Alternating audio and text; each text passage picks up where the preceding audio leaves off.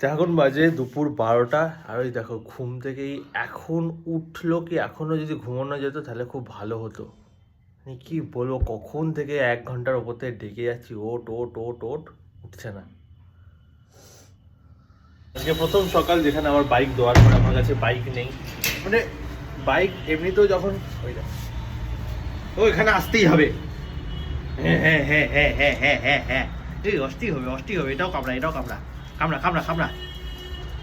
যাই হোক, ও তো দরজা খুলে দিচ্ছিস, এখন দাঁড়িয়ে আছিস কেন নরম করে?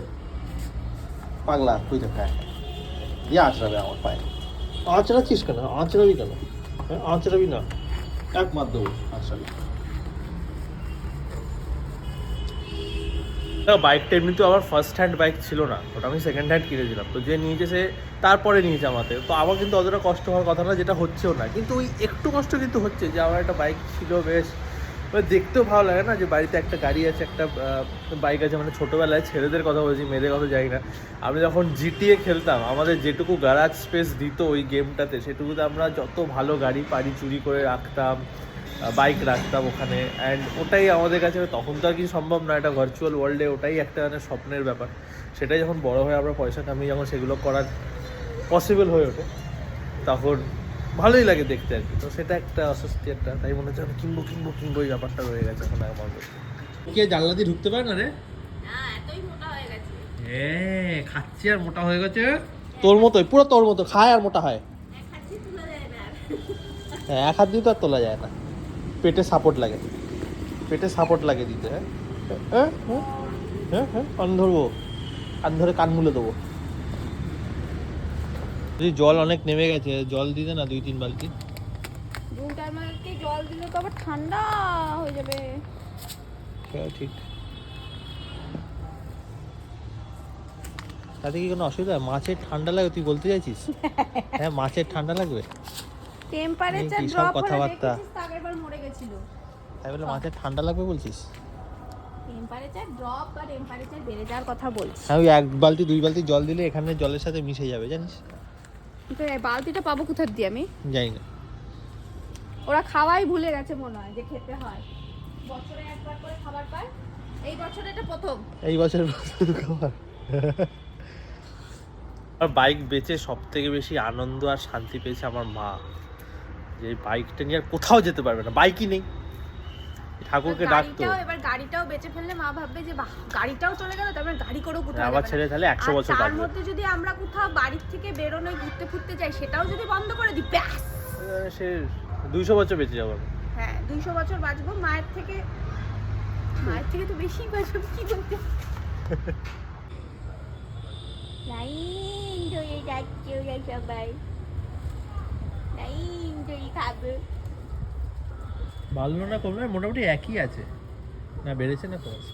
এলাম আমরা ছাদে একটু পিকনিক করতে, এখানে ছাদে রোদের তলায় লুঙ্গি পেতে। পিকনিকের কি মেনু আজকে?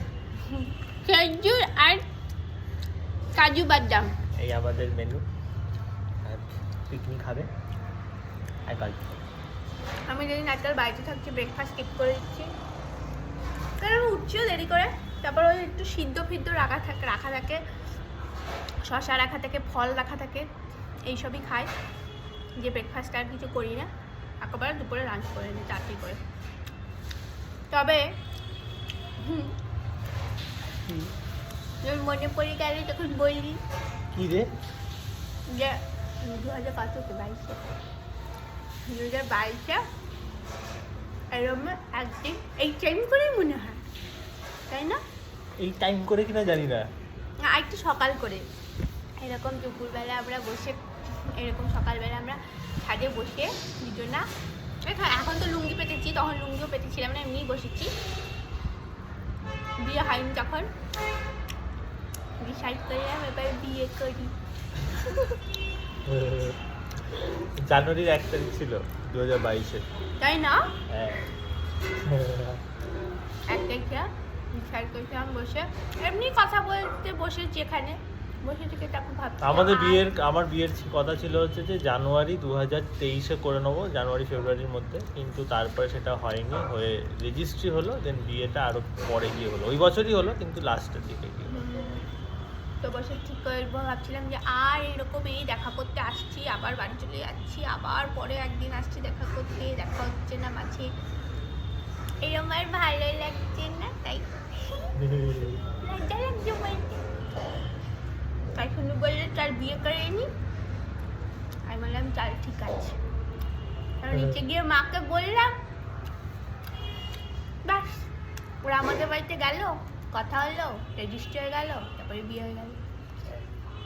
খেতে বসেছি তো আমরা,